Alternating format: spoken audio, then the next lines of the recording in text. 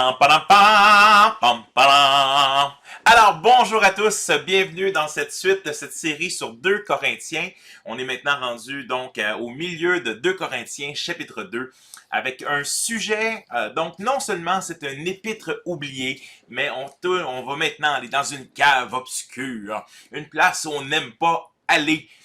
Donc, quelque chose, un sujet qui est parfois dégoûtant ou qui nous rebute ou qui nous donne le goût de changer de sujet.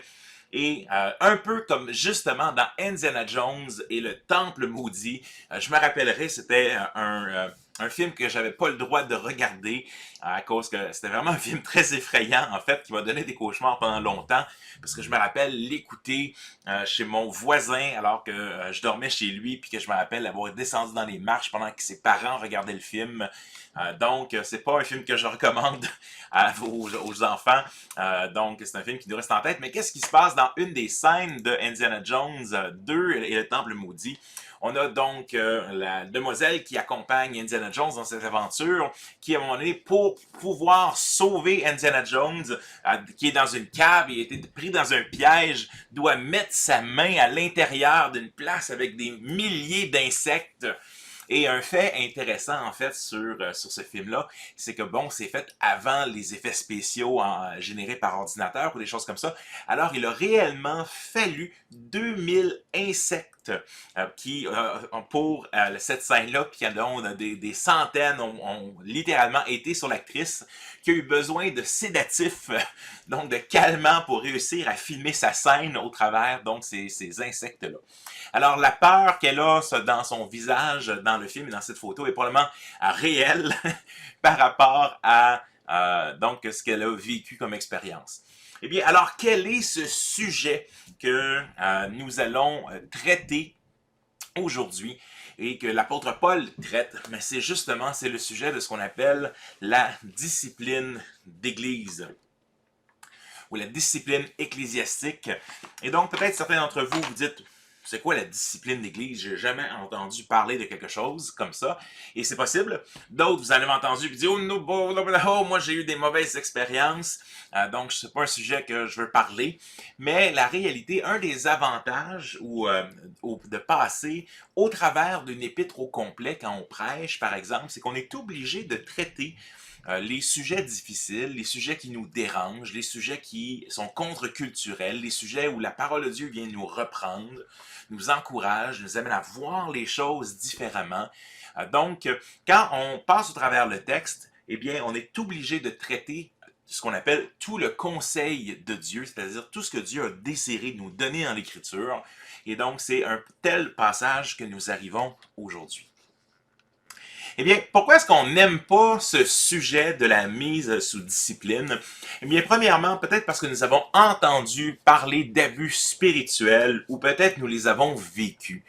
Malheureusement, dans mon cas, j'ai eu la chance de vivre donc un cas assez particulier d'une église que je ne nommerai pas, mais dans laquelle j'étais comme enfant et qui était une église, une famille d'églises et qui voulait devenir, deux des anciens sur 3 voulaient devenir une église, une autre famille d'églises. Et donc, il y a eu un vote d'assemblée et l'assemblée a décidé de ne pas se fusionner avec l'autre famille d'églises et les 2 anciens sur 3 étaient bien déçus.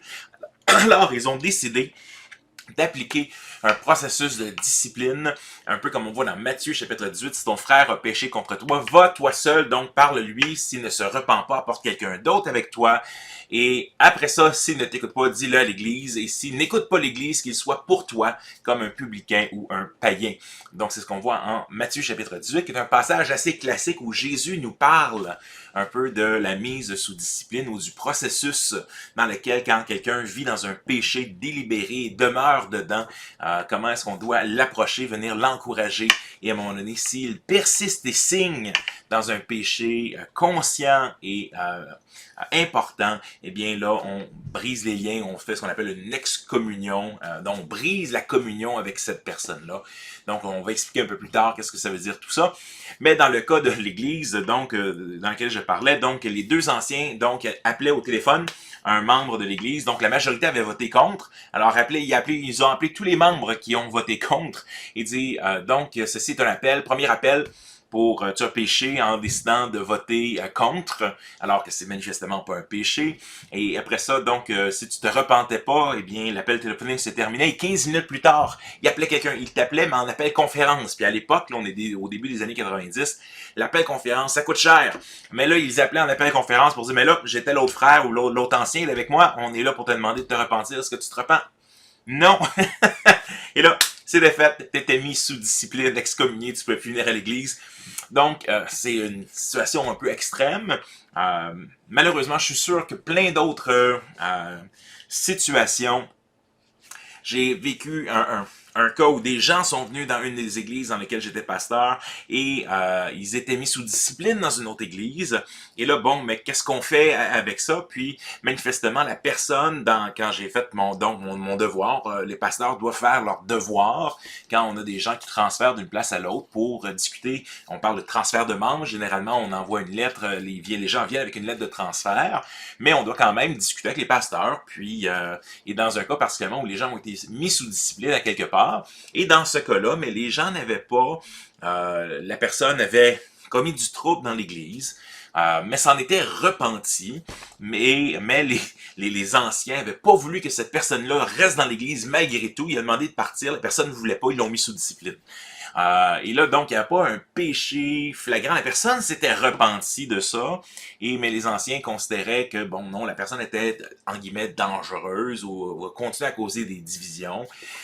Mais donc, ils ont utilisé la discipline d'une manière qui n'est pas exactement ce qu'on voit en Matthieu 18 non plus. Et malheureusement, ce qui s'est passé, c'est que la personne, effectivement, a juste continué de faire du trouble dans notre église et par la suite dans une autre église. Donc, ils avaient vu quelque chose qu'on voit en Tite, par exemple, dans laquelle l'apôtre Paul va dire à Tite, en Tite, chapitre 3, si quelqu'un cause des divisions, après un premier avertissement, donne-y un deuxième. Si après le deuxième avertissement, il n'écoute pas, mettez-le dehors. Donc, ce n'est pas nécessairement le processus de discipline de Matthieu 18. Il y a plusieurs processus, en guillemets, de discipline ou de protection de l'Église locale qu'on voit dans le Nouveau Testament. Et un de ceux-là, c'est que parfois, ça deal avec un péché ou une pratique où les personnes ne suivent pas le Seigneur ou tombent dans un péché et persistent dedans. Et dans d'autres, l'apôtre Paul et les autres auteurs du Nouveau Testament nous avertissent contre des loups dans la bergerie, c'est-à-dire des gens qui semblent être des chrétiens ou qui semblent être ce qu'on appelle des docteurs, donc des faux docteurs ou sont des faux prophètes, qui essentiellement sont des brebis, des loups déguisés en brebis qui sont là, envoyés par Satan pour causer des divisions dans les églises.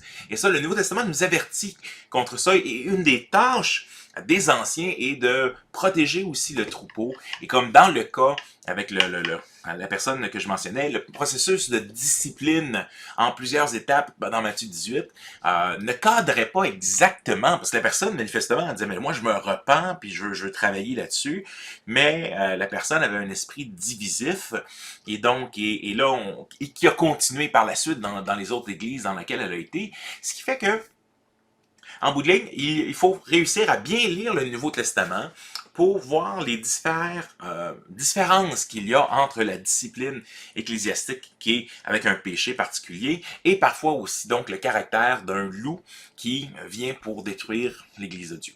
Alors, on a entendu parler d'abus et même des fois on parle de loup, mais là, comment est-ce qu'on sait qu'on se trompe pas parfois parce que les anciens, les leaders d'Église ne sont pas infaillibles. Parfois, c'est les anciens qui ont un problème. L'apôtre Paul va nous dire en 1 Timothée 5, les anciens qui pêchent, donc qui font un péché grave, reprends-les devant tous. Donc là, on passe, pourquoi? Afin que les autres aient la crainte. Donc ça se peut que les anciens aussi ont des erreurs ou commettent des péchés. Paul va reprendre ce que Deutéronome va nous dire. Il dit, faut que pour recevoir des accusations contre un ancien, il faut qu'il y ait sous la déposition de 2 ou 3 témoins. Parce que bien sûr, une des façons aussi qu'on peut détruire l'Église, c'est en donnant des fausses accusations et on détruit la réputation d'une personne et particulièrement du leadership de l'Église. Donc, comme l'apôtre Paul va nous le dire dans le passage de 2 Corinthiens, le sujet de la discipline et comment Satan vient pour détruire l'Église, il faut faire attention, il faut en tenir compte aussi. Alors, Pourquoi est-ce qu'on n'aime pas le sujet? Parce qu'on a entendu, on a parlé d'abus spirituels et aussi on en a vécu. Mais, comme j'aime bien le dire, ce n'est pas parce que quelqu'un a tué quelqu'un avec un couteau à beurre que on doit arrêter d'utiliser le couteau pour beurrer nos toasts le matin. Donc, de la même façon, c'est pas parce qu'il y a des gens qui utilisent mal la discipline d'Église que la discipline d'Église devient caduque ou on ne devrait jamais en parler. Donc, ça, c'est une chose. Une deuxième raison pour laquelle nous n'aimons pas beaucoup ce sujet, c'est que cela va contre notre compréhension de l'Évangile. Et j'aimerais pour ça, il y a un livre que j'ai lu cette semaine, donc vraiment intéressant. Ça faisait un petit bout de temps qu'il était dans ma bibliothèque. La discipline d'Église de Jonathan Leeman, qui fait partie donc c'est un pasteur baptiste qui fait partie d'une famille d'église et de Marc Dever qui a écrit là, les marques d'une église, les caractéristiques d'une église en santé, l'église intentionnelle qui était aux éditions Sandbeck. Donc c'est un auteur qu'on apprécie beaucoup dans notre famille d'église, donc l'association baptiste. Et j'ai décidé de passer au travers en même temps que j'étudiais dans 2 Corinthiens cette semaine, et j'ai trouvé quelque chose de vraiment intéressant dans son avant-propos. Et j'aimerais ça vous le lire. Vous ne serez pas dépaysé par les propos qu'il va dire, en ce sens que si vous avez écouté la série sur Galates, notamment quand je parlais de la différence entre le véritable évangile et l'évangile babylien et l'évangile desperado. Donc l'évangile babylien qui est essentiellement notre tentative de monter au ciel par nos propres œuvres, et l'évangile desperado, sans foi ni loi, qui lui, dans le fond, j'ai été sauvé, Jésus a tout fait pour moi, j'ai plus besoin de rien faire, puis si quelqu'un me dit que je dois faire quelque chose, c'est un faux évangile. Donc, c'est en soi, l'évangile desperado est un faux évangile. Mais ici, donc, dans la discipline d'Église, Jonathan Leeman nous dit ceci, dans son avant-propos, avant même de commencer réellement le livre. Il dit, « En quel évangile croyez-vous? » Donc, on est à la page 17, là, si vous voulez le retrouver, si vous voulez acheter le livre. « En quel évangile croyez-vous? Votre réponse à cette question aura une portée directe sur ce que vous pensez de la discipline d'Église. » Fait que, dépendamment de ta conception de l'Évangile, le mot discipline d'Église va créer quelque chose ou va évoquer quelque chose. Par conséquent, il vaut mieux nous assurer que nous parlons du même Évangile avant d'aborder quoi que ce soit d'autre. Fait que Leeman, il dit, écoute, je peux bien parler de la discipline du matin jusqu'au soir, mais si on n'a pas la bonne compréhension de l'Évangile, je parle peut-être dans le vide. Voici deux versions de l'Évangile dont les différences sont subtiles. On ne voit pas toujours, ça se ressemble. Mais la première fera probablement cesser toute discussion sur la discipline ecclésiale. Mais la seconde l'amorcera. Fait qu'il dit deux versions d'Évangile. Puis il y en a un que la discipline, il n'y a absolument pas de place dedans, elle n'a pas d'utilité dedans, alors que la deuxième, la discipline prend une bonne place. Une place qui est légitime, bonne et sainte. Alors, Évangile numéro 1. Dieu est saint. Nous avons tous péché et cela nous sépare de Dieu. Mais Dieu a envoyé son Fils mourir sur la croix et ressusciter pour que nous puissions être pardonnés. Tous ceux qui croient en Jésus reçoivent la vie éternelle. Nous ne sommes pas justifiés par les œuvres, mais par la foi seule. Par conséquent, l'Évangile appelle tout le monde simplement à croire. Dieu nous aime inconditionnellement et nous prendra tels que nous sommes. Et là, je lis ça, puis là, on peut dire, mais c'est quoi le problème? Tout ça me semble être vrai. Et lisons la deuxième version de l'Évangile.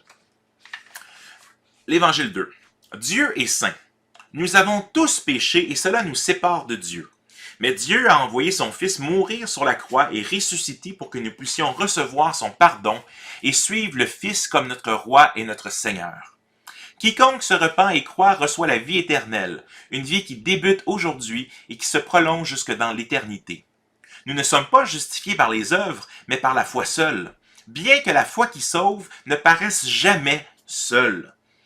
Par conséquent, l'Évangile appelle tout le monde à se repentir et à croire.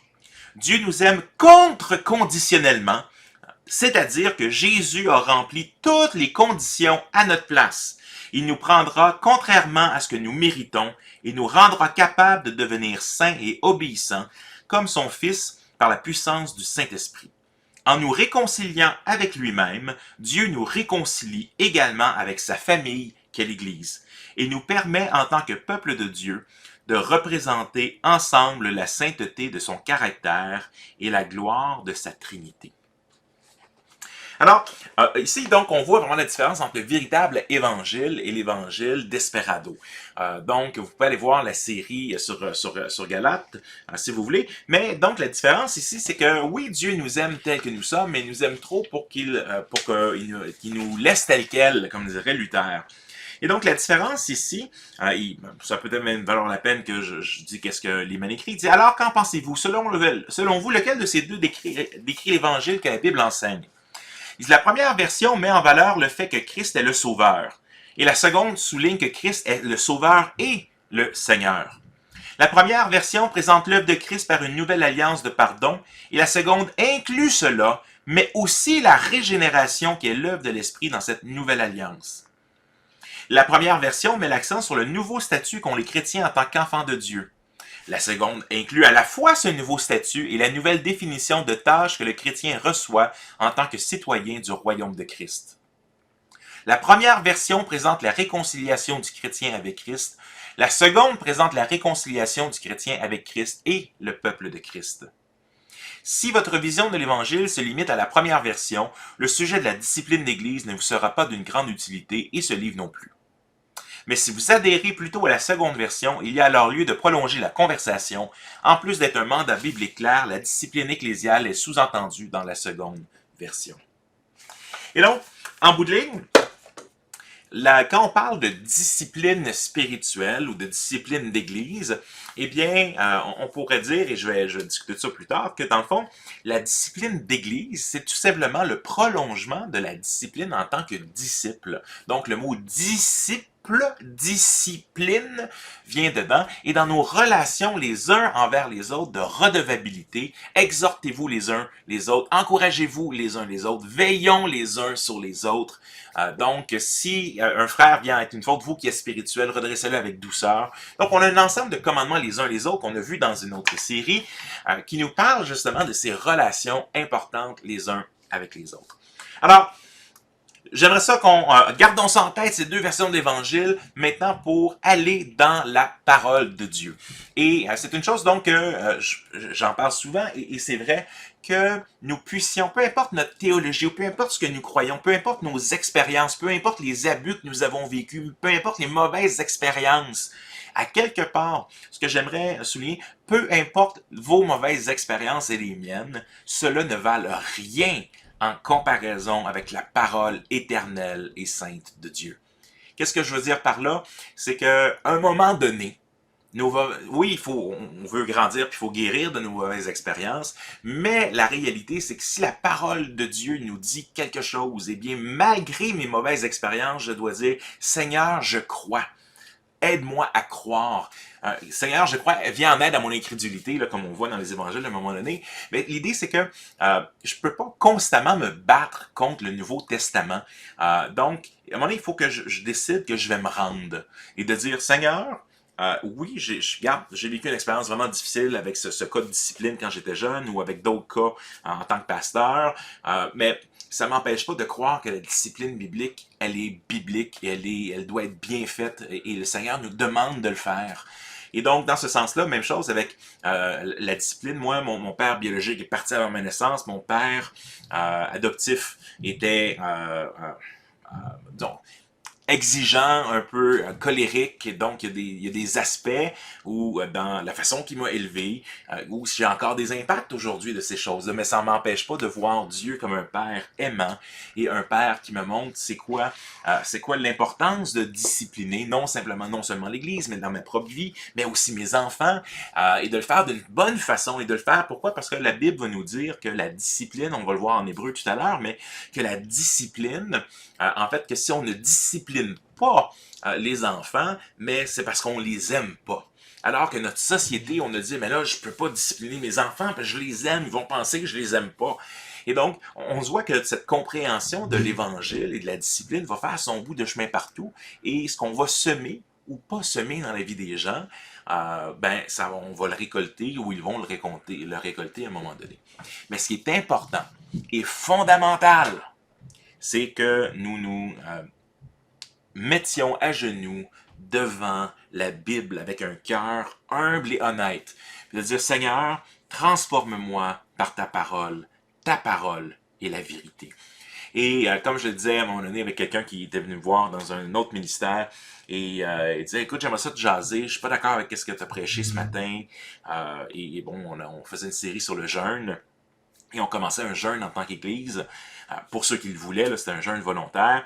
Et là, il dit, non, moi je trouve que de demander aux gens de jeûner, là, ça c'est d'être légaliste. Et donc, la Bible, tout ce que Jésus nous demande, c'est d'aimer.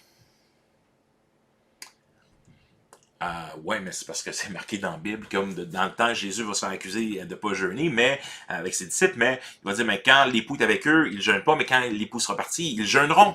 Et donc, le jeûne fait partie de différentes disciplines spirituelles qu'on peut pratiquer en tant que chrétien. Mais, et là, donc, ou avec le passage que je suis en train de prêcher, puis là, j'ai posé la question, je dis, moi, j'imagine que ce soit absolument quelqu'un d'autre qui ait prêché le message ce matin. Puis imaginons même que c'est l'apôtre Paul. Donc, l'apôtre Paul, nous, juste dans le texte qui nous est dit ce matin, mais ça parle de telle chose, de telle chose. Je dis, est-ce que ton problème, c'est réellement avec moi, puis le fait que j'ai prêché ce message-là, ou le problème, c'est avec le texte du Nouveau Testament? Ah, mais moi, je le vois pas comme ça. Es-tu en train d'annuler la parole de Dieu à cause de nos traditions, de nos expériences? Jésus accusait donc les gens, vous annulez la parole de Dieu à cause de vos traditions. On fait des fois la même chose. On a une expérience, alors la Bible ne peut pas vouloir dire ça là-dessus, parce que moi, ça fait pour mon affaire qu'elle dit ça, ou moi, ça va à l'encontre de ce que j'ai vécu, ou moi, ça va... Et donc, il faut réellement se déprogrammer. Et pourquoi j'insiste autant là-dessus? Parce que la discipline de l'Église, elle est fondamentalement importante. On va le voir dans le cas de l'Église primitive, notamment quand avec le cas d'Ananias et Saphira, où, bon, je ne rentre pas longtemps en détail, là, mais où essentiellement Dieu va lui-même discipliner en mettant à mort donc deux personnes qui vont mourir sur le champ pour avoir menti aux apôtres dans le cas de l'Église primitive. Et donc, ça surprend beaucoup, mais Dieu protège son Église, nous donne un modèle de dire, mais pourquoi est-ce que la sainteté de l'Église, elle est importante? L'apôtre Paul va en parler dans les passages qu'on va regarder. Mais tout ça pour dire que c'est un sujet qui est proche au cœur de Dieu pour une Église en santé. Et je vous dirais que sous cet aspect-là, ben, c'est une dimension qu'on parle de moins en moins dans nos églises parce qu'on ne peut pas déplaire, mais ça reste que si on veut avoir des églises en santé, mais il faut se tourner vers l'Écriture, du Seigneur, comment est-ce que je peux être transformé dans ta parole. Alors, on plonge, après avoir dit ceci, on plonge dans l'Écriture elle-même, dans les passages. Donc, on est en 2 Corinthiens. On se rappelle un peu le contexte de 2 Corinthiens où Paul écrit, on se trouve qu'il y a eu une lettre avant un Corinthien, 0 Corinthien, il y a eu un Corinthien, il y a une lettre de tristesse, de douleur qui a été écrite parce que les relations avec l'apôtre Paul et l'Église se sont un peu envenimées à la suite que des gens dans l'Église qui accusent l'apôtre Paul d'être après leur argent, de ne pas être un bon apôtre, de ne pas être aussi hot que les autres apôtres, etc., etc. Et donc, l'apôtre Paul va défendre son apostolat qu'il a reçu de Jésus-Christ lui-même. Et il y a eu un cas, entre autres, de discipline en 1 Corinthien, on le verra dans quelques instants, mais en 2 Corinthiens, il semble y avoir eu une personne qui a causé beaucoup de problèmes à l'apôtre Paul, particulièrement dans les relations à l'accusé de diverses choses, et a brisé les relations entre l'apôtre Paul et l'Église. Et donc, l'Église a repris finalement cet homme. Et donc, Paul écrit dans le cadre où l'Église a repris. Et là, l'Église est très sévère, il ne veut même pas reprendre le pécheur repentant. Et donc, l'apôtre Paul, cette fois-ci, va venir. On va voir la différence entre 1 Corinthien et 2 Corinthiens sur la situation, parce qu'on a des moments différents dans la situation, mais allons-y avec notre texte. Si quelqu'un a été cause de tristesse, ce n'est pas pour moi qu'il l'a été, mais dans une certaine mesure, n'exagérons rien, c'est pour vous tous. En voulant dire, la personne qui m'a dit des mauvaises choses envers moi, en fait, c'est pas juste pas envers moi qu'elle a péché, c'est envers nous tous et envers vous en tant qu'Église, parce que ça nous a mené à des difficultés, puis ça a amené des divisions. Il suffit pour cette personne d'avoir été blâmée par la majorité d'entre vous. Donc, il y a eu une action de la part de l'Église envers la personne qui faisait des difficultés. Il dit, c'est pourquoi maintenant vous devez plutôt lui pardonner et l'encourager pour éviter qu'une trop grande tristesse ne la conduise au désespoir. un des points de pourquoi est-ce qu'on fait la discipline d'église, l'apôtre Paul va nous dire à un Corinthien, c'est pour, grosso modo, pour que la personne réalise, boy, je suis rendu tout seul, ou boy, si tout le monde est en train de me dire que je suis dans le champ, je devrais me poser des questions, puis des fois dire, oh boy, et donc c'est pour quand c'est un peu un effet défibrillatoire, boum, pour dire, il y a quelque chose qui ne tend pas dans la bonne direction. Mais ici, non, il dit, OK, il y a une tristesse et il y a une bonne tristesse, on l'a vu dans 2 Corinthiens 1. Mais donc ici, c'est pourquoi vous devez plutôt lui pardonner et l'encourager pour éviter qu'une trop grande tristesse ne la conduise au désespoir. Et c'est le but de la discipline d'église, ou du moins un des buts principaux, c'est que la personne se repente et revienne et soit restaurée en communion avec les frères et les sœurs dans l'église.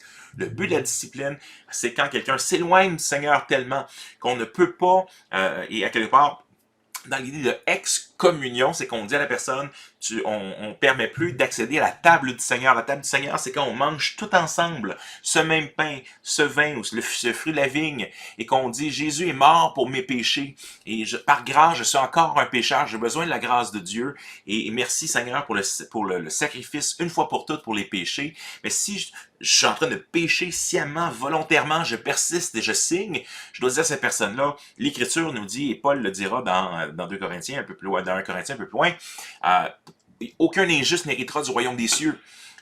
Pourquoi? Vous étiez toutes ces choses-là, mais maintenant que vous avez été justifiés, vous n'êtes plus ces choses-là, parce que le Saint-Esprit travaille vos cœurs. Donc, d'avoir quelqu'un qui persiste ses signes et qui s'endurcit dans son péché, c'est une excommunier la personne, lui, à quelque part barrer le dénom, tu peux pas participer à la table du Seigneur parce que ta vie démontre le contraire du fait que Jésus est ton maître et ton Seigneur. Et mais il y a une différence avec, mais là à ce moment-là, est-ce qu'on ne devrait pas barrer tout le monde? Parce que là, moi aussi je suis un pécheur. Oui, mais c'est exactement ça. Pourquoi tu prends la Sainte Seine? Pourquoi? Parce qu'à chaque fois que je prends la Sainte Seine, je confesse quoi? Mais que je suis encore pécheur. Comme Luther a dit, simul justus et peccator. Je suis à la fois juste à cause de Jésus et je suis pécheur parce que je continue de pécher. J'ai besoin de la grâce de Dieu. Fait que la Sainte Seine, c'est de dire, Seigneur, j'ai besoin de ta grâce tous les jours. J'ai besoin de ta grâce pour vivre selon ce que tu me demandes. J'ai besoin de ta grâce pour grandir dans l'amour, grandir dans la foi, grandir dans la charité, grandir dans la vertu. Et donc, dans cet aspect-là, eh bien, la Sainte Seine, il ne faut pas que tu sois parfait pour la prendre, parce que, un, tu n'es pas parfait, mais deux, la Sainte Seine, Luther, c'est pas donné une image que j'aime bien, c'est un poteau indicateur dans la bonne direction. On s'en va en direction Québec dans 200 km, Québec dans 150 km, Québec dans 100 km. Mais si tu marches de l'autre bord, mais non, je peux pas t'assurer que tu vas aboutir à Québec. Pourquoi? Parce que tu marches exactement dans l'autre sens. Et donc, tu refuses en fait, tu bafoues Jésus-Christ en disant, moi, je pêche pareil, là, puis je reconnais pas que cette chose-là est un péché. J'ai pas besoin de la grâce de Dieu. Je vais refaire mes affaires et je pars de l'autre direction. Alors, on excommunie, donc dans le sens où la communauté ne reconnaît pas que la personne est couverte d'une certaine manière par ce que Jésus a fait à la croix pour elle, parce qu'elle vit complètement dans l'autre direction, ce qui est au contraire du pécheur qui, lui, on pêche tous les jours, mais qu'on a besoin de la grâce de Dieu, puis qu'on reste dans cet état-là de dire, Seigneur, j'ai besoin de toi, à chaque fois que je prends la Sainte Seine, et à chaque jour, on le voit dans le Notre Père, donc qui est une prière où le mot « aujourd'hui » revient à quelques reprises, pardonne-nous nos offenses comme nous pardonnons aussi à ceux qui nous ont offensés, mais si je suis à chaque jour, à quelque part, je dis « pardonne-moi mes offenses », c'est parce que je suis un pécheur à chaque jour, j'ai besoin de la grâce de Dieu à chaque jour. Donc, c'est la différence entre persister, s'endurcir et continuer loin, qui arrive dans un cas de discipline d'église. Par conséquent, je vous le demande, donnez-lui la preuve de votre amour à son égard. En effet, je vous ai aussi écrit pour cela. Je voulais vous mettre à l'épreuve pour voir si vous êtes toujours prêt à obéir à mes instructions. Chose intéressante ici, donc, l'apôtre Paul va dire, maintenant, vous pouvez lui donner de l'amour, mais une des raisons que je vous ai écrit. Et là, quand il parle de quand est-ce qu'il a écrit, une des probabilités, et à mon avis, la meilleure hypothèse, c'est qu'il nous parle du cas de discipline de 1 Corinthiens, chapitre 5. Vous allez voir, ça ne cadre pas exactement entre le cas de discipline de 1 Corinthiens, chapitre 5, qui est un cas, entre autres, d'immoralité sexuelle immense. et avec l'idée qu'il y a des divisions dans l'Église. Un des propositions qui est avancée par, je pense que c'est Colin Cruz dans son commentaire sur 2 Corinthiens, c'est l'idée qu'en fait, c'est possiblement la même personne qui, après s'être fait reprendre par l'apôtre Paul, qui dit non, regarde, t'es en train de faire quelque chose qui est totalement inacceptable pour un enfant de Dieu, que cette personne-là plutôt a persisté et signé, et plutôt que de se repentir, a continué à dire, oui, mais vous savez, mais l'apôtre Paul n'est même pas un vrai apôtre. En quoi est-ce qu'il nous dit, en quoi est-ce qu'on devrait suivre ce qu'il nous dit, puis on ne devrait pas se laisser embarquer là-dedans. Donc, comme on le disait au début de l'introduction de la série, reconstituer un épître, c'est comme écouter une conversation téléphonique d'un seul côté. Donc, des fois, il faut essayer de reconstruire les morceaux, mais je trouve que ça cadre bien, cette reconstruction cadre bien avec les données qu'on a dans 1 Corinthien et dans 2 Corinthiens. Même si c'était une autre personne, on voit quand même la façon de résoudre un conflit et tout ça. Et le début de la mise sous discipline, et en 2 Corinthiens, en 1 Corinthien, tu vas voir l'apôtre Paul qui va leur dire, non, non, moi j'ai déjà jugé cet homme comme si j'étais présent. Et ici, il va dire, mais dans le fond, vous pouvez lui pardonner comme si j'étais présent, et on revient avec la même chose. Donc, à quelque part, tu as le début d'une discipline et la fin d'une discipline, et que ce soit le même cas ou pas, mais on a des choses à apprendre de ça, et ça va demeurer un peu les mêmes choses à apprendre. Mais il est probable que la personne, comme ça nous arrive souvent, quand des fois on est pris avec la main dans le cookie jar, dans la jarre à biscuits, que on se défend. Et donc, dans ce sens-là, souvent, des fois, on persiste les signes dans nos péchés parce qu'on s'endurcit.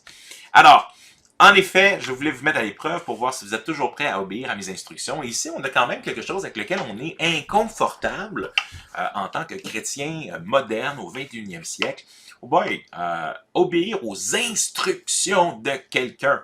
Écoute, as-tu déjà, toi, obéi aux instructions IKEA ou aux instructions de monter un barbecue en tant que gars? Tu sais, quand il te reste 2-3 morceaux, là, puis tu te poses la question, bof, ça devait être des morceaux de super. On n'aime pas les instructions, puis on n'aime pas l'autorité, puis on n'aime pas cette idée que l'Église pourrait avoir une autorité.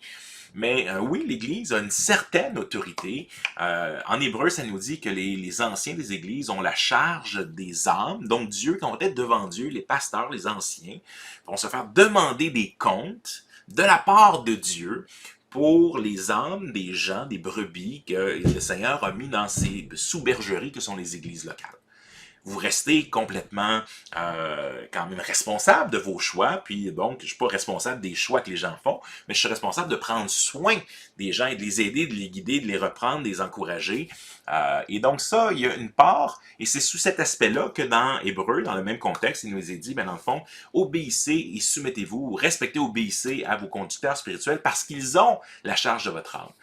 Donc, au 21e siècle, c'est difficile de dire qu'on n'est pas du tout dans un monde hiérarchique. Même on a difficulté à dire, moi, je n'accepte pas les instructions de mon boss. Donc, c'est des suggestions.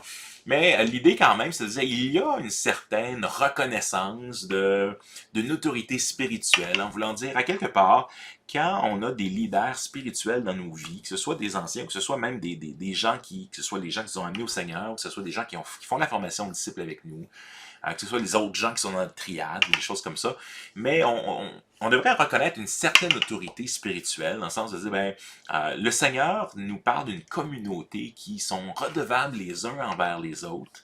Veillons les uns sur les autres pour nous exciter à l'amour et à la charité, l'amour et aux bonnes œuvres en Hébreux 10.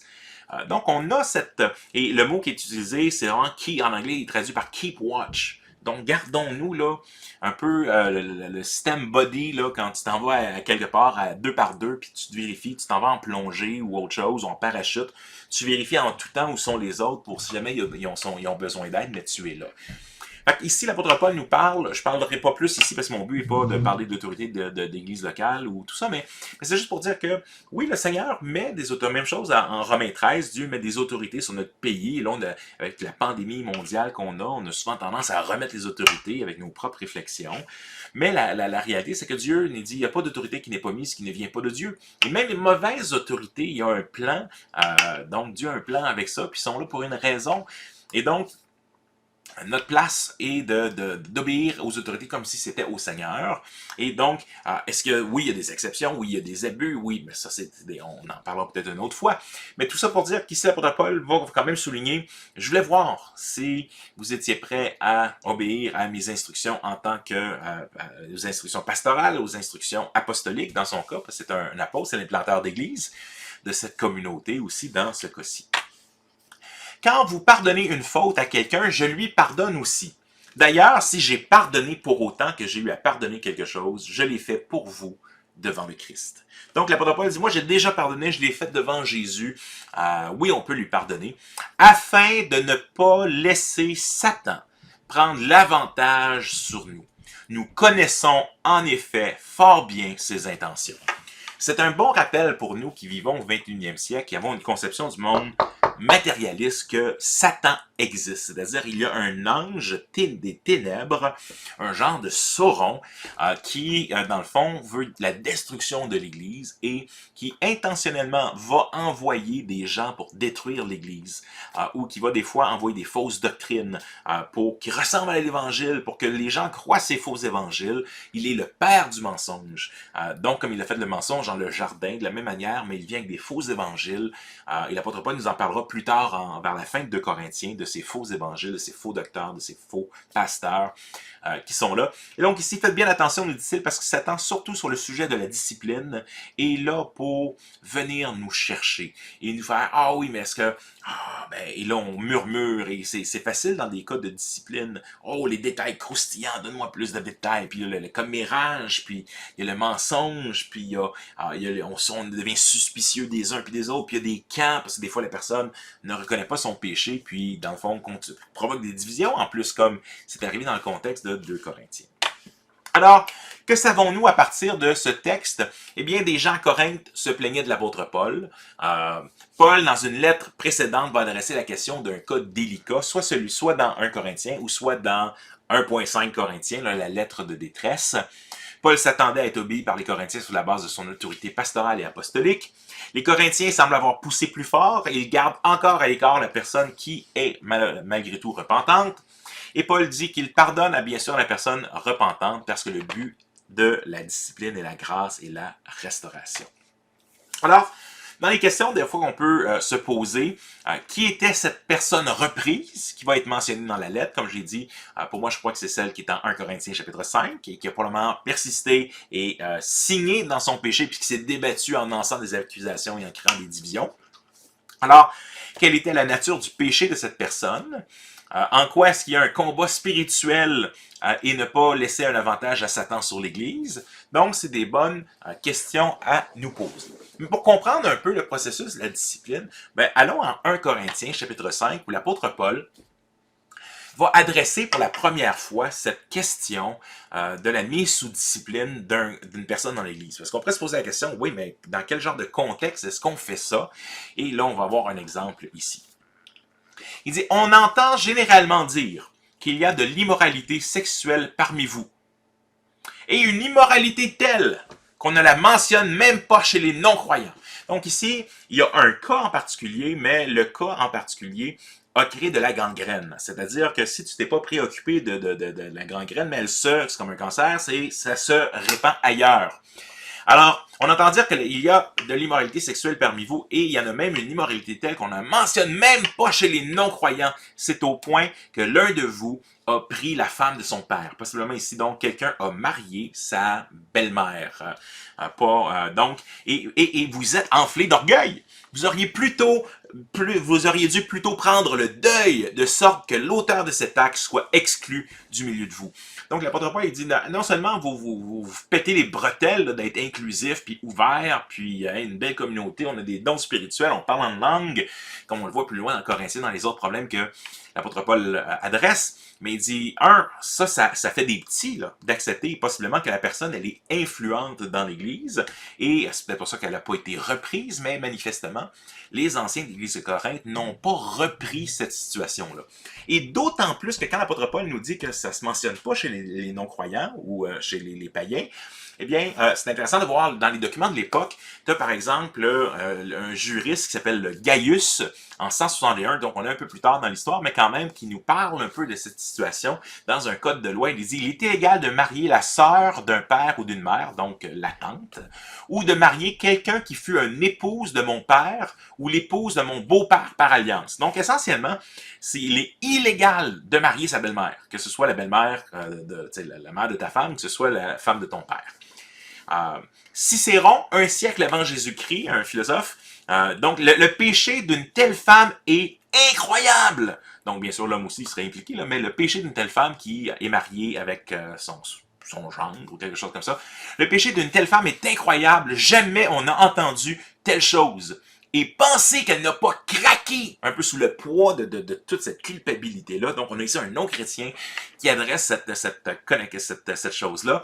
Et le poète Catullus, qui est généralement loin d'être prude, d'être reconnu pour quelqu'un de prude ou de décent, va qualifier une telle relation d'une horreur totale. Donc, des mots là, qui sont extrêmement forts. Alors, l'apôtre Paul dit, écoute, ce qui se passe dans l'Église, là, je vous aurais dû agir bien longtemps avant ça ou avant une telle situation, mais même, ça se parle même pas tellement c'est grave, cette situation-là.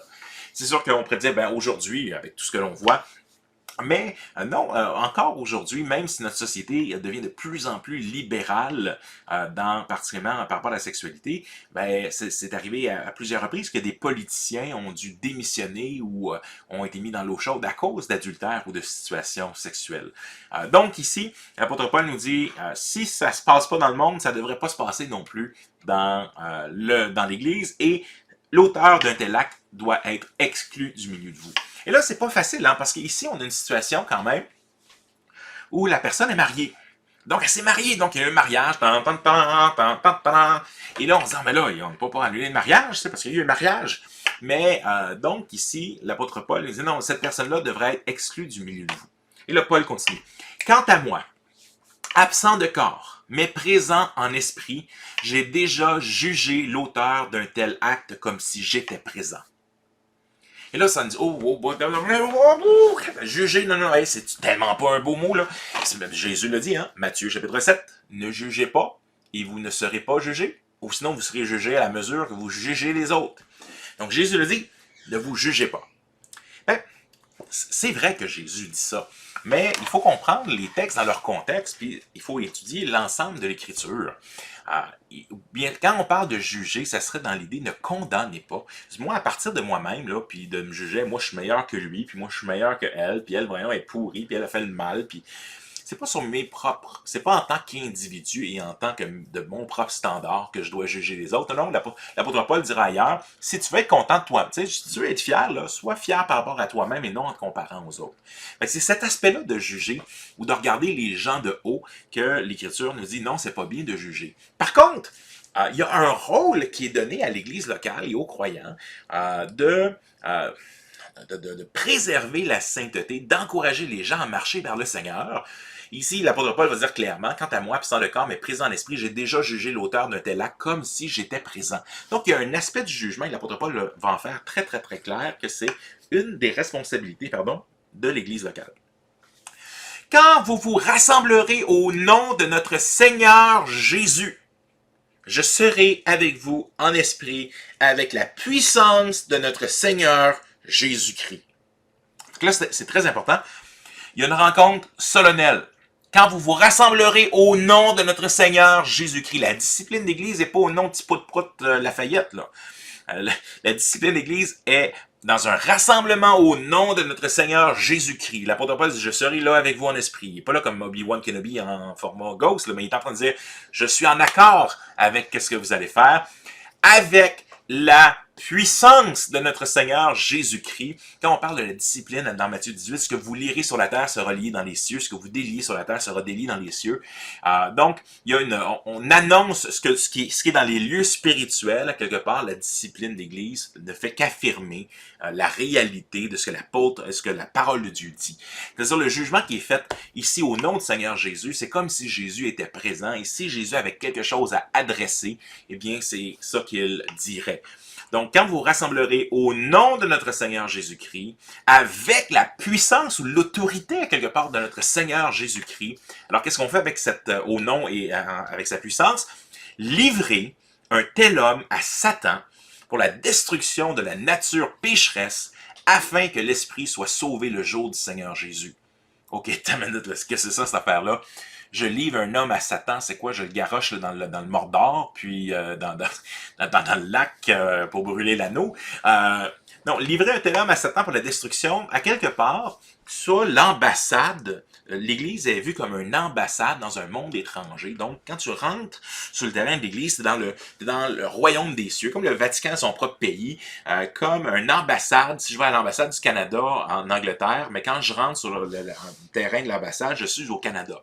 C'est un peu weird, mais c'est comme ça. Mais donc, l'image, c'est l'Église est une ambassade du royaume de Dieu. Et grosso modo, il dit, quand on livre quelqu'un à Satan, c'est qu'on prend la personne, on dit, écoute, tu vis tellement pas, t'es pas en ligne avec ce que le Seigneur nous demande, tu persistes et signes dans ce péché-là, dans un péché grave, eh bien, tu le mets dehors. Et donc, il revient ici là, dans que cet acte que l'auteur de cet acte soit exclu du milieu de vous. Eh bien, tu le laisses dehors. Dehors, mais c'est le pays de Satan, essentiellement, à l'extérieur de l'Église, à l'extérieur, donc, de l'ambassade, du corps de Christ. On le met dehors. Afin quoi? Pour la destruction de la nature pécheresse, afin que l'Esprit soit sauvé le jour du Seigneur Jésus.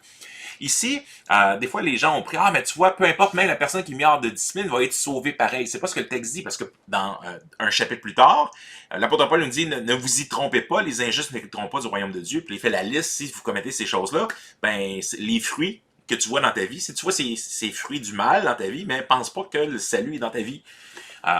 Mais ce qu'il dit ici, c'est qu'il espère qu'une fois que tu es mis dehors, puis que la porte fait BOUM! Puis là, tu regardes autour de toi, puis là, c'est comme, oh boy, moi je suis pas dans le monde que je veux. Bang, bang, bang, bang, bang, bang, bang. Laissez-moi rentrer. Bang, bang, bang, bang. Laissez-moi rentrer. Bon, on veut que les personnes reviennent à leur sens. Puis qu'on comme, hey boy, t'as une minute, qu'est-ce que je suis en train de faire? Ben non, c'est pas ça que je veux. Je me repens, Seigneur Jésus, pardon. Et c'est là que dans 2 Corinthiens, mais non, laissez-le pas dehors, là. Ben, à un moment donné, laissez-le rentrer quand il y a une repentance qui est là. Puis un désir de dire, Seigneur, je me suis éloigné de toi. Et on va le voir, il y a des péchés graves dans la Bible. Il y a David avec Bathsheba, par exemple, qui est un exemple assez utilisé assez souvent. Mais on a des péchés graves où la personne, donc, a un égarement temporaire. Ça fait pas moins que le péché moins grave, mais c'est qu'il n'y a pas de persistance. Et quand le prophète Nathan va remettre David en question, ouf, là, il va se repentir. Et Dieu n'a pas enlevé nécessairement la conséquence que Dieu lui a mis avec le premier enfant qu'il y a eu avec Bathsheba, mais il y a quand même cette repentance qui est là de la part de David. Alors, vous n'avez vraiment pas de quoi être fier. Fait que là, voici ce que vous auriez dû faire. Au nom du Seigneur Jésus, dans le rassemblement, quand vous vous rassemblerez au nom du Seigneur, de notre Seigneur Jésus, avec la puissance de notre Seigneur Jésus, mettez-les dehors. Donc, c'est au nom du Seigneur Jésus. C'est ça qui fait toute la différence. Pas au nom du Clin-Clin Lafayette, là. C'est au nom du Seigneur Jésus. Et donc, il y a une reconnaissance et il y a un processus qui va avoir été fait avant. C'est ma première démarche que tu fais, là. Même les gens qui causent des divisions en titre, chapitre 3, l'apôtre Paul nous dit, mais après un deuxième avertissement. Donc, c'est pas on met dehors tout de suite quelqu'un, c'est que la personne a réellement été approchée, elle a envoyé promener, elle dit, moi, c'est pas tes affaires, c'est pas ta vie, c'est ma vie, touche pas, me dérange-moi pas. Vous n'avez pas de quoi être fier. Ne savez-vous pas qu'un peu de levain fait lever toute la pâte? Dernièrement, j'ai fait des crêpes. Et vous savez, il y a plein de recettes de crêpes. Et je sais que dans mon enfance, ma mère mettait de la poudre à pâte dans la recette de crêpes. Et là, je me suis dit, hey, ça fait longtemps que je n'ai pas fait cette recette-là. Moi, j'ai ma propre recette. Et j'ai mis au pif trop de poudre à pâte. Qu'est-ce que ça a fait? Toutes mes crêpes, là, t'es manches, puis à chaque bouchée de crêpes que je prenais, je me rappelais, j'ai mis trop de poudre à pâte, j'ai mis trop de poudre à pâte. Un tout petit peu de levain, un petit peu de poudre à pâte fait lever toutes mes crêpes. Il n'y en avait pas une qui était bonne par rapport à mes crêpes. Pourquoi alors? Qu'est-ce que l'apôtre Paul dit? Purifiez-vous donc du vieux levain, afin d'être une pâte nouvelle, puisque vous êtes sans levain. Pourquoi? En effet, Christ, notre agneau pascal, a été sacrifié pour nous. Donc ici, il dit, mettez dehors le vieux levain, c'est le péché. qui lui scrapait tout le reste de notre existence. Pourquoi? Vous êtes maintenant sans levain. Pourquoi? Parce que la Pâque, c'est la fête des pains sans levain. Et une des significations pour lesquelles on faisait des pains sans levain, c'est que le levain symbolise souvent le péché dans l'Écriture. Et ici, donc, la fête des pains sans levain, le corps de Christ qui est brisé pour nous est un pain qui est sans péché. Donc, en effet, Christ, notre agneau pascal, a été sacrifié pour nous. Fait que mettons le levain dehors. Célébrons donc la fête, non avec du vieux levain, le levain du mal et de la méchanceté, mais avec les pains sans levain, de la pureté et de la vérité.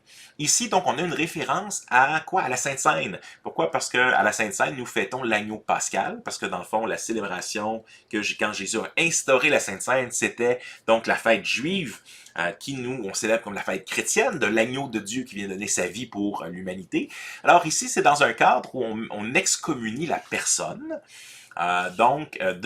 essentiellement de la Sainte Seine. Pourquoi? Parce que si on garde la personne là, il y a la gangrène, puis je me rappelle une situation où j'arrive dans une église, et une personne, à un moment donné, qui était sur la scène, vivait dans une situation d'adultère, connue, et qui était... La situation est encore là. Bon, mais là, c'est pas la première chose que tu fais en tant que pasteur. Salut, man, bye, bye. On veut prendre le temps de connaître les gens puis d'approcher pastoralement. Puis je me rappelle, puis ça m'a quand même marqué, mais j'ai juste fait une visite pastorale. J'ai parlé à la personne de connaître un peu son background, son histoire. Personne n'a lâché sa maîtresse, est revenu avec son épouse. J'ai même pas adressé la question, mais juste le fait qu'il y avait quelqu'un qui est venu s'intéresser, le Seigneur l'a interpellé, touché son cœur, il y a quelque chose qui est arrivé. Donc, le Seigneur est capable de toucher le cœur, mais on peut pas laisser quelqu'un en avant qui... Tout le monde sait qu'il est dans une situation d'adultère, parce que là, tu es en train de dire, écoute, c'est correct ça, ces choses-là, quand ils arrivent. Et manifestement, non, je n'irai pas dans ça, mais l'idée ici, c'est ça que l'apôtre Paul vient nous dire. Il dit, célébrons donc la fête. Donc, quand on célèbre le repas du Seigneur, ne le faites pas avec du vieux levain, le vin du mal et de la méchanceté, mais avec les pains sans levain, de la pureté et de la vérité. Et donc, nous sommes pécheurs, c'est pour ça qu'on a besoin de la grâce de Dieu. Mais, péché volontaire, persistant, grave et gangrénant qui s'en va sur les autres. Je vous ai écrit dans ma lettre, donc probablement une lettre précédente, de ne pas entretenir de relations avec ceux qui vivent dans l'immoralité sexuelle. Et ici, le terme pornéa est un terme qui englobe essentiellement toutes les relations sexuelles à l'extérieur d'un mariage hétérosexuel. Tous les péchés sexuels sont rentrés dans le contexte de l'immoralité sexuelle. Je vous ai écrit dans ma lettre de ne pas entretenir de relations avec ceux qui vivent dans l'immoralité sexuelle. Je ne ferai pas de manière absolue avec les gens de ce monde qui vivent dans l'immoralité ou sont donc toujours désireux de posséder plus, voleurs, idolâtres. Autrement, il vous faudrait sortir du monde. Ou si je reprenais mon image de l'ambassade de tout à l'heure, s'il ne fallait pas être en relation avec les pécheurs, il faudrait que tu sortes jamais de l'ambassade, puis tu restes toujours dans les murs de l'église. Mais il dit, Jésus de la même façon, on dit, je te prie pas, je te prie pour mes disciples, ils sont dans le monde, mais ils ne sont pas du monde. Donc, ils sont appelés à être une lumière dans le monde.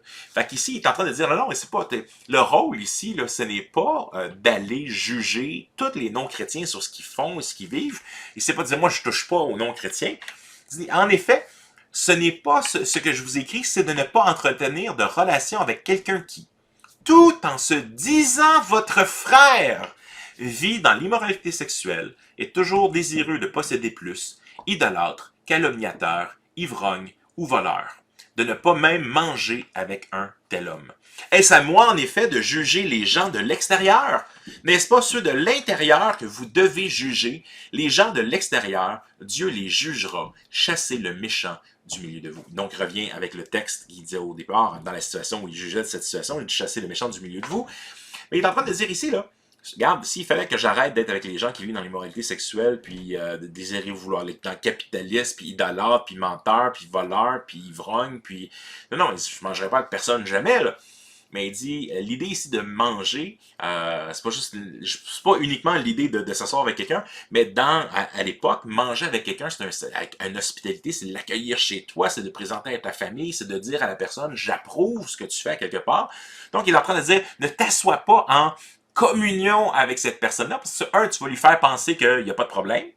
Parce que, tu sais, quand il y a un gros problème, je donne un exemple, quelqu'un te doit 20 000 $. Mais si tu manges avec, ça risque d'être weird. Pourquoi? Parce que même s'il te doit 20$, des fois, ça va être weird. Fait que s'il te doit une grande dette, mais c'est pas évident, parce que là, t'es pas assis avec un ami, t'es assis avec un créancier. Puis ça change complètement la relation. Mais c'est un peu la même image. Ici, la personne qui fait partie du peuple de Dieu, qui dit faire tout en se disant, ça ne veut pas dire qu'il l'est. C'est justement ça que l'Église ne reconnaît plus quand la personne est à l'extérieur. Jésus va dire la même chose, s'il n'écoute pas l'Église, qu'il soit pour vous comme un publicain ou un païen, qu'il soit pour vous comme un non-chrétien, ultimement. Mais de ne pas s'asseoir ou d'avoir une relation avec l'homme qui lui fait penser qu'il est correct, puis que, dans le fond, qu'il fait partie du peuple de Dieu, que ses péchés sont pardonnés, quand il marche dans une direction, quand il n'y a aucun fruit qui se manifeste dans sa vie à ce moment-là, parce qu'on reconnaît un arbre à ses fruits, selon ce que Jésus nous disait. Est-ce donc à moi, en effet, de juger les gens de l'extérieur? On va leur dire, non, ça c'est Dieu. N'est-ce pas ceux de l'intérieur que vous devez juger? Il y a une responsabilité de l'Église locale de préserver la sainteté de la communion pour empêcher le péché de se répandre partout. Parce que si on laisse faire des cas qui sont visibles à l'intérieur de l'Église, de gens qui persistent et signent dans des péchés visibles notamment, on encourage les plus jeunes, on encourage tout le monde en disant « c'est pas grave, lui il le fait, ça, lui il est dans une situation d'adultère puis il joue de la guitare, mais là peut-être que moi ça me dérange pas, tu sais, si je vois quelqu'un sur le côté ou si je triche dans mes impôts, aussi. » Les gens de l'extérieur, Dieu les jugera. C'est pas qu'il n'y a pas de jugement. Il y a un jugement, c'est justement ça l'Évangile, c'est il y a un jugement qui arrive. Mais la bonne nouvelle, c'est que tu peux être sauvé d'un jugement éternel. La bonne nouvelle, c'est que Jésus est mort pour tes péchés, pour que tu puisses avoir la liberté. Jésus est mort pour tes péchés, pour que tu sois libéré de l'esclavage du péché dans ta vie. Alors, les gens de l'extérieur, Dieu les jugera. Chassez le méchant du milieu de vous. Donc, ça revient encore, cet espace-là. On ne pourrait pas être plus clair dans l'Ancien Testament. Donc, on a vu que dans les règles romains ou même grecs de l'époque, c'était quelque chose d'affreux. Mais on le voit dans l'Ancien Testament, que Paul essentiellement fait référence. Vous respecterez mes prescriptions et mes règles. L'homme qui les mettra en pratique vivra par elles. Je suis l'Éternel. Aucun de vous ne s'approchera d'un membre de sa proche parenté pour dévoiler sa nudité, c'est-à-dire grosso modo coucher avec. Je suis l'Éternel. Tu ne dévoileras pas la nudité de ton père ni celle de ta mère, c'est ta mère. Tu ne dévoileras pas sa nudité. Tu ne dévoileras pas la nudité de la femme de ton père, c'est la nudité de ton père. Donc c'était clair, et même que dans certaines de ces choses-là, qu'est-ce qui arrivait dans ces temps-là? Les gens devaient être retranchés du peuple. Des fois, ça peut aller jusqu'à la peine de mort dans l'Ancien Testament, mais quand on dit ils seront retranchés du peuple, ça peut vouloir dire les retrancher ou peut être y retrancher. Donc, manifestement, c'est pas ce qu'on fait dans l'Église aujourd'hui. C'est pas ce qui était fait non plus du temps de l'apôtre Paul, mais c'est de dire, mais quand même, il y a une excommunion qui va être faite. Alors, il y a quelques questions, mais je les laisse plus en réflexion. Quelques questions pour nous aujourd'hui. Que faire de la discipline dans l'Église dans un monde ultra-individualiste? Pourquoi est-ce que toi, tu aurais quelque chose à me dire à moi dans ma vie? Manifestement, hein? C'est pas n'importe qui dans l'Église qui connaît absolument rien à ta vie qui peuvent t'arriver et te dire « mon frère, t'as péché ». Non, qu'est-ce qui arrive? Parce que dans une véritable communauté, dans une véritable Église, où il y a des véritables relations, c'est pas avec tout le monde qu'on est en relation, mais on est en relation avec des personnes, dans une triade, dans des relations, dans des groupes d'hommes, des groupes de femmes ou d'autres relations comme ça, des relations de formation de disciples. Être ensemble, c'est d'accepter de vouloir vivre les commandements les uns les autres. C'est de marcher ensemble, tous unis. Nous, le monde connaîtra que nous sommes disciples à l'amour que nous avons les uns pour les autres. Mais l'Écriture nous dit que l'amour, mais que le reproche d'un frère, mais vaut mieux. Ou le reproche, j'oublie le passage, désolé. Mais quelque part, le reproche d'un ami, ça vaut cher. Pourquoi? Parce que c'est justement ça, l'ami qui nous connaît puis veut notre bien. Donc, il y a définitivement un défi à penser la discipline de l'Église dans un monde ultra-individualiste. Comment Satan tente-t-il de détruire l'Église aujourd'hui? Mais dès qu'on mentionne le mot discipline, il nous rappelle qu'on ne peut pas être enchaîné, qu'on ne veut pas que personne ne mérite de venir mettre leur nez dans nos affaires. Et pourtant, c'est quand même assez drôle parce que d'un autre côté, on met Facebook et nos photos puis nos choses partout pour que tout le monde les voit tout le temps. L'Église devrait-elle faire de la discipline aujourd'hui? Je pense que oui. J'aime beaucoup, j'en ai parlé tout à l'heure, mais je vous encourage vraiment à le lire si vous voulez aller plus loin. Si ça vous a intrigué aujourd'hui, donc Jonathan Leeman, La discipline de l'Église, vous pouvez le trouver sur Publication chrétienne. Vous pouvez le faire venir là, ou le trouver dans des librairies chrétiennes. Ça vaut vraiment la peine. Puis il y a beaucoup de cas pratiques. Parce qu'il dit, grosso modo, c'est pas juste une liste. Là, voici la liste des péchés qu'on fait à la discipline, voici la liste de péchés qu'on le fait pas. Il dit, dans la vraie vie, les situations des gens sont extra complexes. Puis c'est pas la discipline ne se fait pas toujours publiquement. Dans le cas des anciens qui pêchent, oui, c'est important de les reprendre parce que c'est clairement dit dans l'Écriture que c'est ça qu'il faut faire. Deux, dans le contexte, il va y avoir des disciplines formelles, des disciplines informelles. J'arrive dans un instant. Juste pour vous dire d'autres passages que l'on peut aller voir dans la discipline d'Église comme un prolongement de la discipline des enfants et de la discipline des disciples. Donc, quand on parle de discipline informelle, de discipline formelle, c'est ce qu'on voit l'apôtre Paul fait à l'Église au complet, discipline contre un ancien, à l'Église au complet. Mais il y a des étapes avant ça, même dans Matthieu 18, si ton frère a péché contre toi, va le voir toi seul. Donc, il y a des étapes, après ça, tu l'approches à quelques-uns, après ça, tu l'approches avec l'autorité de l'Assemblée. Mais la discipline de l'Église, en fait, la Bible nous dit que la discipline de l'Église, c'est comme un prolongement de la discipline des enfants et de la discipline des disciples. Donc, 4 passages, Galates 6, 1, Éphésiens 5, 11, Tite 3, 10, 2 Thessaloniciens 3, 14 à 15. Je vous invite à aller les voir en complément. Mais donc, on n'aime pas la discipline en général dans notre vie. Fait que si on n'aime pas la discipline, on n'aimera pas la discipline d'Église. Mais en hébreu, et ça pointe beaucoup vers ça quand on parle de discipline, en hébreu chapitre 12, il nous est dit « Nos pères nous corrigeaient pour peu de temps, comme ils le jugeaient bon.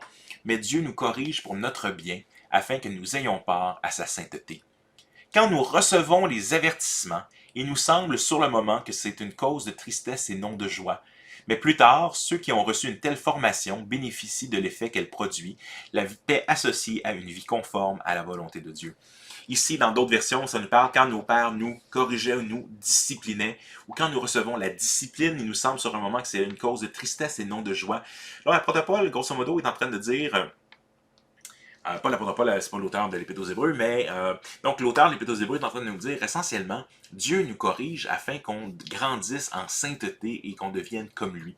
Et Leeman, dans son livre, va le dire aussi, il va dire, si nous affirmons qu'on n'a pas besoin de faire la discipline, autant dans notre propre vie, autant avec nos enfants, ou autant dans l'Église, on est en train de dire qu'on a une manière d'aimer qui est mieux que celle de Dieu. Parce que Dieu est en train de nous dire, vous pouvez aller lire le contexte global d'Hébreux 12 aussi, il est en train de nous dire, essentiellement, le père qui ne discipline pas son enfant, c'est un père bâtard. Donc, il ne reconnaît pas vraiment son fils comme son fils, il l'élève comme un fils illégitime. Donc, pourquoi? Parce que tout père qui aime son enfant, discipline son enfant, tout comme Dieu qui nous aime, nous discipline aussi. Donc, quand on parle de discipline, vous savez, il y a beaucoup de couches de discipline informelle avant d'arriver à une discipline formelle. Mais quand on parle d'une discipline informelle, on parle de l'amitié, des triades, des formations de disciples. Vous savez, c'est arrivé dans ma vie que des amis sont venus me voir, ou des mentors dans ma vie, ils disent, Jean-Sébastien, il y a quelque chose dans ta vie que le Seigneur peut-être a besoin d'adresser. Peut-être que tu ne le vois pas. Peut-être que, donc, dernièrement aussi, dans ma famille, je disais approcher quelqu'un, puis il disait, regarde, il y a quelque chose qui blesse les autres personnes. Peut-être que tu le vois pas, mais je préférais l'apporter parce qu'on veut que, on veut que tout le monde grandir ensemble. Donc, l'amitié, les triades, la formation de disciples, c'est tout ça qui se trouve dans la discipline informelle. Puis des fois, on se dit, mais là, je peux pas, t'as un ami, puis écoute, il y a quelque chose qui marche vraiment pas. Puis ben là, personne n'y dit jamais, mais c'est la personne, comme le disait quelqu'un, là, tu sais, si t'as une crotte de nez au nez, puis tu te promènes avec, puis t'as été là pendant une couple d'heures jusqu'à temps que quelqu'un t'aime assez pour dire, hey, t'as une crotte de nez. Mais là, tout le monde le sait que tu as une crotte de nez au nez. C'est pas une surprise. De la même façon, ton trait de caractère ou les choses qui dérangent. Mais tout le monde le sait de toute façon. Fait qu'on est si bien de te le dire, mais de le faire dans un contexte où il y a une amitié, ou dans une relation de redevabilité volontaire, comme les triades, ou dans une relation de formation de disciples les uns avec les autres. Et plus tard, on a donc dans la discipline qui est formelle, qui est essentiellement, bon, que ce soit les anciens, les leaders, l'assemblée, qui mène à une forme d'excommunion. Dans mon expérience pastorale, la réalité, c'est que les gens s'excommunient souvent par eux-mêmes, bien avant qu'on arrive à une discipline formelle. Pourquoi? Parce que les gens n'aiment pas vivre comme des hypocrites malgré tout. Ils le savent quand ils prennent la Sainte Seine, puis ils arrivent pour s'exciter. Le texte dit, examinez-vous vous-même. Si quelqu'un, dans le fond, se moque de ce que Jésus a fait pour lui, qu'il ne reconnaît pas le sang, le sang, le corps de Christ dans ça, mais c'est pour ça qu'il y a parmi vous plusieurs gens qui sont infirmes, malades et morts. Donc, le Seigneur est sévère dans sa discipline quand même dans 1 Corinthiens 11 notamment. Pourquoi? Parce qu'il veut qu'on suive Jésus et qu'on marche dans la vie. Et donc, les gens s'excommunient eux-mêmes parce qu'ils cessent d'y aller, parce qu'ils disent, mais je suis un hypocrite, puis de toute façon, c'est pas ça que je vis. Fait qu'ils finissent par quitter, puis souvent bien avant. Mais on espère qu'avant qu'ils soient rendus là, mais l'amitié, les triades, la formation de disciples, les gens ont fait un bout de chemin, puis sinon, mais les anciens, les leaders ont aussi fait un bout de chemin. Alors, je termine avec cette citation, je l'ai dit tout à l'heure, mais elle vaut la peine de terminer là-dessus. À l'opposé, s'abstenir de pratiquer la discipline revient à dire que notre façon d'aimer est meilleure que celle de Dieu. Je le disais, c'est ainsi avec nos enfants aussi. On a souvent, on a peur souvent de discipliner, on a peur de mettre un cadre, on a peur d'être trop sévère. J'ai eu un père qui était très sévère, trop, sous bien des égards, mais en même temps, je reconnais que je peux pas juste aller de l'autre côté du balancier et dire, mais moi, les enfants, je vais rien leur imposer, ils peuvent manger la crème glacée à longueur de journée. Mais non, la discipline fait partie de ce qu'un père aime en fait. Je dois jongler, puis dire, ben, voici des choses comment mon père faisait des choses, mais c'est pas parce qu'il faisait comme ça que moi, je vais les faire comme ça. On a des traits de famille, des choses qui nous influencent, puis des choses que même dans ce qu'on a appris de nos parents, ce qu'on a appris de nos leaders spirituels, des fois, c'est pas tout parfait. Puis des fois, c'est loin d'être parfait. Mais ça ne m'empêche pas de quoi? De remettre en question l'héritage que j'ai reçu, les expériences que j'ai reçues, de faire le tri dans les abus que j'ai vécus, entre qu'est-ce qui était bon, parce que c'est pas tout qui était mal, puis qu'est-ce que la Bible me demande de me mettre et de m'aligner par rapport à elle-même. Alors écoutez, on a jasé longtemps, c'est un sujet qui était complexe, difficile, je peux comprendre qu'il peut susciter beaucoup de questions, je vous invite à vous pouvez toujours jaser avec moi, jaser avec Stéphane ou avec d'autres. Donc, pour réfléchir justement à un sujet qui est important, l'important aussi, c'est que la discipline, elle est là pour, toujours avec le but de restaurer et d'aimer. C'est pas le but des policiers spirituels qui mettent des gens en prison. Non, l'idée, c'est de libérer de la prison que les gens ont créée eux-mêmes. Parce qu'on est persuadé que si quelqu'un marche volontairement dans le péché, mais il n'y a personne qui marche dans le péché et qui est heureux, réellement. Au contraire, l'apôtre Pierre nous dira, ils promettent la liberté, mais ils ne réalisent pas qu'ils sont eux-mêmes esclaves quand on décide de vivre dans le péché comme ça. Que le Seigneur vous garde et restons fidèles à sa parole. Demandons à Jésus-Christ de transformer toujours nos cœurs. Amen. Alors, comment répondre dans la louange à une prédication sur la discipline de l'Église? Eh bien, je vous dirais avec quel beau chant ou quel autre chant que « Change mon cœur, Seigneur, et purifie-moi. Change mon cœur, que je sois comme toi. » Jésus, tu es le potier, je suis l'argile, brise-moi, façonne-moi, oui, c'est mon désir. Ça fait partie de la discipline que Jésus fait dans notre vie, de nous discipliner, de nous briser, de nous façonner pour enlever les motons dans notre argile. Seigneur, change-moi, change-nous. Change mon cœur, Seigneur, et purifie-moi. Change mon cœur, Seigneur, que je sois comme toi. Change mon cœur, Seigneur, et purifie-moi. Change mon cœur, Seigneur, que je sois comme toi. Jésus, tu es le potier, je suis l'argile. Brise-moi, façonne-moi, c'est mon désir. Change mon cœur, Seigneur, et purifie-moi. Change mon cœur, Seigneur, que je sois comme toi. Change mon cœur, Seigneur, et purifie-moi. Change mon cœur, Seigneur, que je sois comme toi. Jésus, tu es le potier, je suis l'argile. Brise-moi, façonne-moi,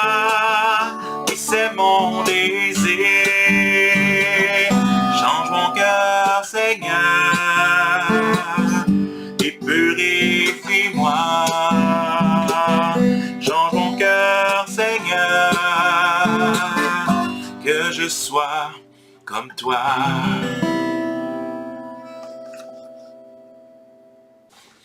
Un autre chant pour aller dans cette direction-là, Feu du fondeur. En autre place, on parle de purifier, d'être transformé par Jésus. Purifie mon cœur, rends-moi aussi pur que l'or et l'argent. Rends-moi aussi pur que l'or. Je n'ai qu'un désir, c'est d'être saint, mis à part pour toi, Seigneur. Oui, je choisis d'être saint, mis à part pour toi, mon seul maître, et prêt à t'obéir. Il y a une tension dans la sainteté, en ce sens où nous sommes saints, parce que par positionnement, c'est comme ça que Dieu nous voit au travers de Jésus-Christ. Mais en même temps, nous sommes appelés à être saints. Jésus va dire, soyez saints comme moi-même, je suis saint. Donc, il y a une mise de recherche de la sainteté, mais en même temps, c'est Dieu qui nous transforme et qui nous rend saints. Donc, mais dans ce chant, c'est l'aspect réellement, Seigneur, j'ai été mis à part, mais fait que ma vie soit mise à part. C'est-à-dire que fait que ça devienne une réalité dans ma vie aussi, non pas simplement par qu'est-ce que tu as fait dans Jésus-Christ pour moi.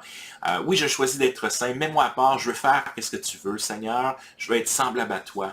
Je veux te suivre, Seigneur. Chantons.